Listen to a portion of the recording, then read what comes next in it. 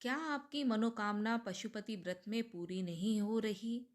क्या आपकी पूजा में कुछ कमी रह जा रही है? कौन-सी ऐसी गलतियाँ हैं जो आपकी पूजा में रह जाती हैं? बार-बार व्रत करने के बाद भी किन दोषों के कारण आपकी मनोकामना पूरी नहीं हो रही है? कौन-सी ऐसी गलतियाँ हैं जो हमसे जाने-अनजाने में हो जाती हैं? तो चलिए दोस्तों, आपको इस वीडियो में मैं बताने वाली हूँ। क्या आपसे भी ये गलतियाँ नहीं हो रही? तो दोस्तों, इस वीडियो के साथ आप बने रहें, वीडियो को बिल्कुल भी स्किप ना करें, क्योंकि आप वीडियो पूरा समझेंगे तभी आप अपने दोषों को समझ पाएँगे, गलतियों को समझ पाएँगे कि आपकी मनोकामना पशुपति व्रत में क्यों पूरी नहीं हो पा रही है। श्री शिवाय नमस्तुभ्यम। दोस्तों, आप सभी का मेरे चैनल पर बहुत बहुत स्वागत है। कैसे हैं आप सभी? आशा करती हूँ आप सभी लोग स्वस्थ और अच्छे होंगे। तो दोस्तों, आप सभी लोग पशुपति व्रत करते ही हैं, लेकिन कौन सी ऐसी गलतियां हैं जिससे आपकी पशुपति व्रत में आपकी मनोकामना पूरी नहीं हो पा रही है? जाने अनजाने में हमसे ऐसी गलतियां हो जाती हैं, उन गलतियों के बारे में हमको भी बिल्कुल भी जानकारी नहीं होती है।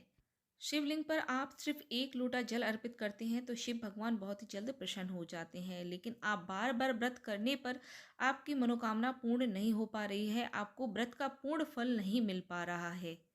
तो दोस्तों, पशुपति व्रत में कुछ ऐसे विधि विधान हैं जिनको हमको पूरे करने ही होते हैं, बहुत ही महत्वपूर्ण होते हैं। छोटी छोटी चीज़ें होती हैं, उनकी जानकारी होना हमको अति आवश्यक है। तो आप इन जानकारियों को समझ लें, फिर आप पशुपति व्रत जरूर करें।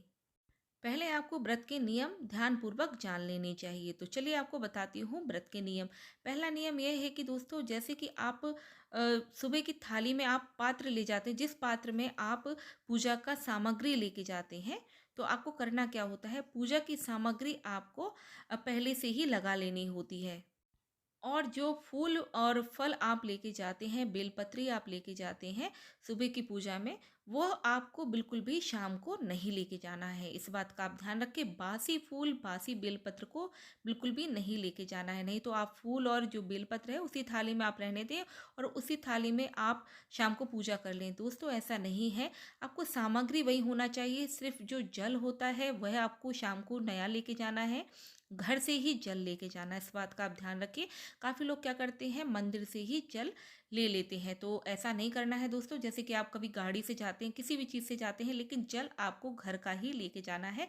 आप चाहे तो किसी के स्टील के डब्बे में रख सकते हैं, कैन में रख सकते हैं, ढक्कन बंद करके आप लेके जा सकते हैं। फिर आप लोटे में भरकर जल अर्पित कर सकते हैं। देखिए, इस तरह से स्क्रीन पे आपको दिखाई दे रही हो कि छोटी सी कैन है, इसमें मैंने पंचामृत बना के रखा है। तो पंचामृत आपको सुबह अर्पित करना है। काफ़ी लोग क्या करते हैं, पंचामृत पूछते हैं, क्वेश्चन में कमेंट में मुझे पूछते हैं कि शाम को पंचामृत चढ़ा सकते हैं। तो दोस्तों देखिए, मैं आपको बता दूं, शाम को भी आप पंचामृत चढ़ा सकते हैं, लेकिन अगर आपके मंदिर में श्रृंगार नहीं है, मंदिर में जाने की मनाही नहीं है, शिवलिंग पर आप अच्छे से पूजा कर सकते हैं शाम को, तो आप पंचामृत ले जा सकते हैं। लेकिन शाम को कोई इतना जरूरी नहीं है, सुबह में पंचामृत का अभिषेक करना बहुत ही जरूरी माना जाता है। शाम को आप कच्चे दूध से अभिषेक कर सकते हैं, चाहे तो आप जल से भी कर सकते हैं, लेकिन शाम की पूजा में सिर्फ प्रसाद और दीपक का बहुत ज़्यादा महत्व है। देखिए, आपको विशेषकर याद रखना है, जो थाली आपने सुबह लगाई है उसी थाली उसी सामग्री से आपको पूजा करनी है शाम की। सिर्फ आपको दीपक नए बनाने हैं और आपको प्रसाद बनाना है, और आपको बेलपत्र फूल ताजे लेने हैं, जल आपको घर से कलश में भरकर लेके जाना है, धूप दीप आप नया ही आपको रखना है, थाली वही रखनी है, और आपको सही जगह पे आपको थाली रख देनी है, कोई गलत हाथ ना पड़े। तो इस तरह से आपको सामग्री सुबह की थाली में थोड़ी ज़्यादा ही लगानी है, ताकि शाम की पूजा हो सके। शाम को आप कपूर भी एक्स्ट्रा रख सकते हैं। अब देखिए दोस्तों, काफ़ी लोग क्या करते हैं, कलश लेके जाते हैं। तो कलश काहे का लेके जाएं? देखिए, सबसे सर्वश्रेष्ठ माना गया है तांबे का कलश। तो तांबे का कलश तो सभी के घर में होता ही है, नहीं है तो आप लेके आ जाइए। तांबे के कलश से आपको पूजा करना बहुत ही शुभ फलदायी होता है। तांबे के कलश से ही जल भरकर आपको लेके जाना है और शिवलिंग पर अर्पित करना है, और कभी भी आप पूजा करें तो मंत्रों का जाप करते हुए ही आपको पूजा करनी होती है। दूसरी गलती क्या होती है दोस्तों, काफ़ी लोग क्या करते हैं, जो दूध होता है या फिर पंचामृत होता है उसको भी तांबे के कलश में लेके चले जाते हैं। तो दोस्तों, भूल कर भी आपको ऐसा नहीं करना है, नहीं तो आपको भोले बाबा आपसे नाराज हो सकते हैं, आपके व्रत का पूर्ण फल आपको नहीं मिलेगा। तो सुबह की थाली में आप पंचामृत लेके जाएँ तो स्टील के बर्तन में, देखिए ये स्टील की कैन रखी हुई है, इसमें मैंने पंचामृत बना के रखा है। दूध, दही, घी, शहद, चीनी, गंगा जल मिलाकर पंचामृत बनता है। 5 चीज़ों से बनता है। इसका वीडियो मैंने अपने चैनल पे दिया है। पंचामृत कैसे बनाया जाता है आप चेकआउट कर सकते हैं। तो इस तरह से आपको स्टील के बर्तन में या चांदी के बर्तन में या फिर आप पीतल के बर्तन में पंचामृत या फिर दूध रख के लेके जाइए। भूल से भी तांबे के कलश में आपको दूध या पंचामृत नहीं रखना है, इस बात का आप विशेष ध्यान रखें।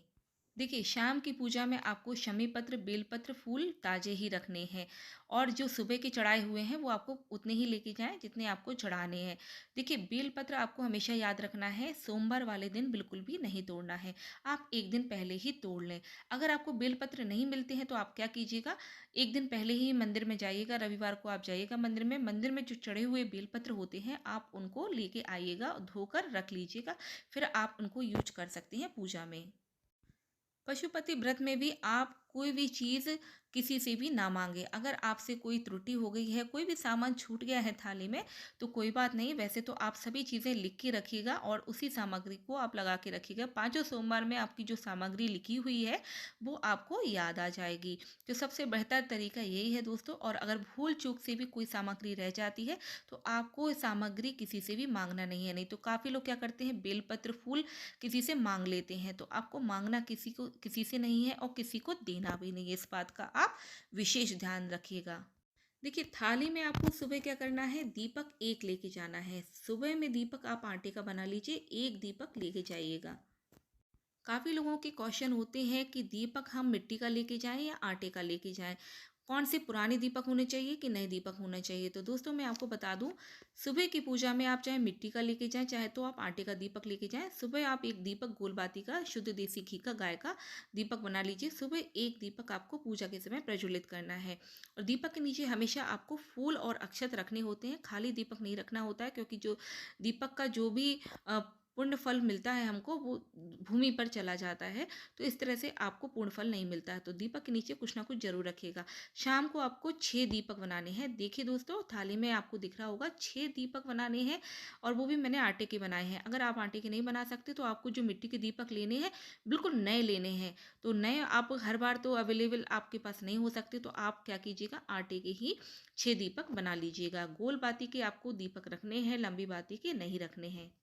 और जो दीपक है वो शुद्ध देसी गाय का होना चाहिए। अगर गाय का घी नहीं है तो आप जो तिल का तेल होता है उसका भी आप दीपक जला सकते हैं। तो देखिए घर से दीपक जला के नहीं जाना है, मंदिर में जलाने हैं। 5 दीपक जलाने हैं, 6वां दीपक आपको नहीं जलाना है। अब काफ़ी लोग क्या करते हैं, मंदिर में जाते हैं तो जो दीपक है 6 के 6 दीपक उतारते नहीं है, 5 दीपक उतारते हैं, एक दीपक थाली में रहने देते हैं। तो दोस्तों आपको ऐसा नहीं करना है।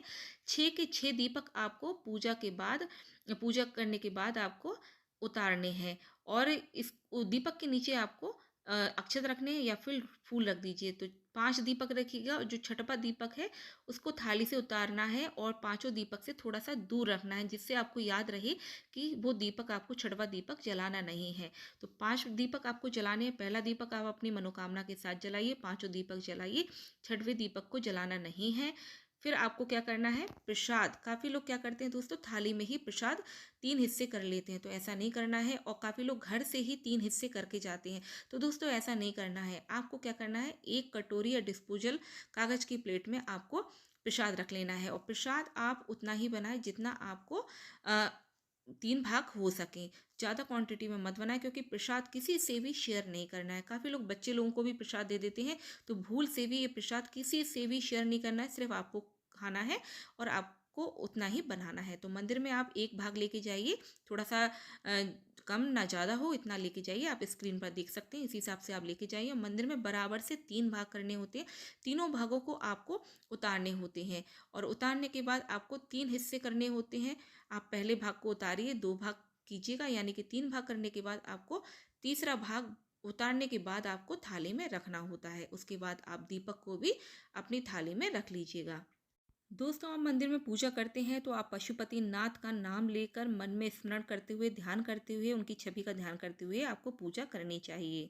काफ़ी लोग पशुपति व्रत को अलग अलग शिवालय में, यानी कि अलग अलग शिवलिंग की पूजा करते हैं, तो दोस्तों ऐसा नहीं करना है। आपको एक ही शिवालय में एक ही शिवलिंग की पूजा करनी होती है 5 सोमवार में। काफ़ी लोगों के क्वेश्चन आ रहे थे कि अगर आप 2 लोग व्यक्ति व्रत रख रहे हैं तो आप दोनों का प्रसाद साथ में बना सकते हैं। दोस्तों बिल्कुल भी ऐसा नहीं करना है। अगर 2 व्यक्ति एक घर में व्रत रख रहे हैं तो दोनों का प्रसाद अलग बनेगा, दोनों की थाली अलग लगेगी। तो इस तरह से अलग-अलग सामग्री लेकर जाइएगा। देखिए, मंदिर के बाद आप तुरंत मत आइएगा। पूजा करने के बाद मंदिर में आप थोड़ा-सा समय ज़रूर व्यतीत कीजिएगा, थोड़ा-सा मंत्रों का उच्चारण ज़रूर कीजिएगा, श्री शिवाय नमस्तुभ्यम का जाप ज़रूर कीजिएगा। देखिए, शाम के समय जब आप पूजा करने जाते हैं तो काफ़ी मंदिरों में श्रृंगार होता है, तो आपको क्या करना है, काफ़ी मंदिर के कपाट बंद हो गए होते हैं, तो आप कोई नहीं, टेंशन ना लीजिएगा। आप बाहर, मंदिर के बाहर चौखट पर ही आप दीपक जला सकते हैं, 5 दीपक जला दीजिएगा और प्रसाद के 3 भाग वहाँ पे आप कर सकते हैं। इस तरह से आप बाहर से ही पूजा कर लीजिएगा, आपको पूर्ण फल प्राप्त होगा। देखिए, काफ़ी लोग क्या है, पशुपति व्रत रखने लगते हैं, लेकिन दोस्तों काफ़ी लोग संकल्प नहीं लेते। तो आपको क्या करना है, जब भी आप पशुपति व्रत शुरू करें, 5 सोमवार का आप संकल्प जरूर लें। पशुपति नाम लेकर, पशुपति नाथ का आपको नाम लेना है, शिव का नाम लेना है, और हाथ में थोड़ा सा जल लेकर आपको संकल्प लेना है कि मैं 5 पशुपति व्रत संकल्प पूरे करूंगी। मैं संकल्प ले रही हूँ, 5 पशुपति व्रत सच्ची श्रद्धा भाव से आपके पूरे करूंगी। आप मेरी सहायता करें व्रत को पूरा करने में। इस तरह से आपको संकल्प लेना होता है। चाहे तो आप मंदिर में ले सकते हैं। काफ़ी लोगों के क्वेश्चन होते हैं कि संकल्प कहाँ लें, घर पे लें या मंदिर में। दोस्तों, आप घर की पूजा करते हैं, घर में भी ले सकते हैं। मंदिर जाते हैं, सुबह की पूजा करते हैं, तो सुबह की पूजा में भी आप मंदिर में संकल्प ले सकते हैं। और दोस्तों, काफ़ी लोगों को पता नहीं है कि पूजा किस समय करना चाहिए। शाम को कभी भी आप 4 बजे पूजा करने चले जाते हैं, तो दोस्तों ऐसा नहीं है।